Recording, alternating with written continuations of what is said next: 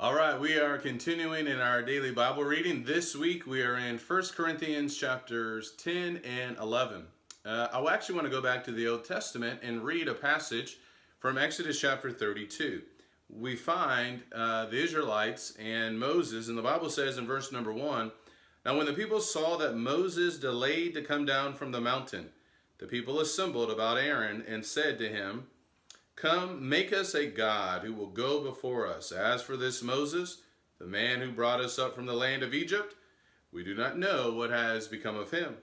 Aaron said to them, 'Tear off the gold rings which are in the ears of your wives, your sons, and your daughters, and bring them to me.'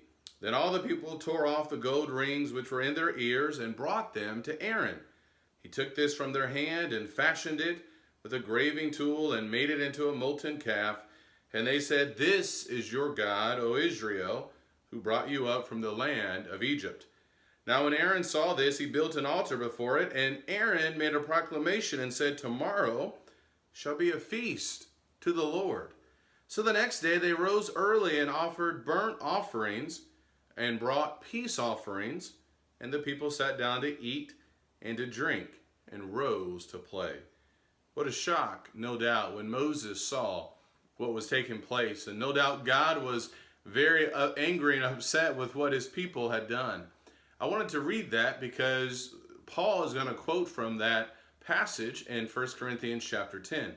One of the things to take away as you read this week in 1 Corinthians chapter 10 in particular are the Old Testament references, the quotations from the Old Testament that Paul is going to use as he teaches the Corinthians.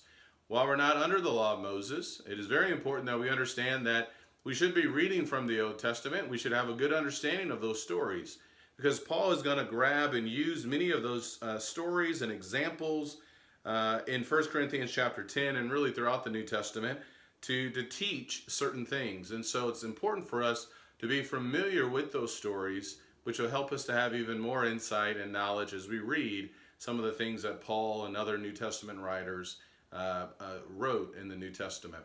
I hope this helps. Take some time this week, if you can, identify where else is Paul referencing or quoting from in 1 Corinthians chapter 10. We'll talk more about that. Take care, and God bless.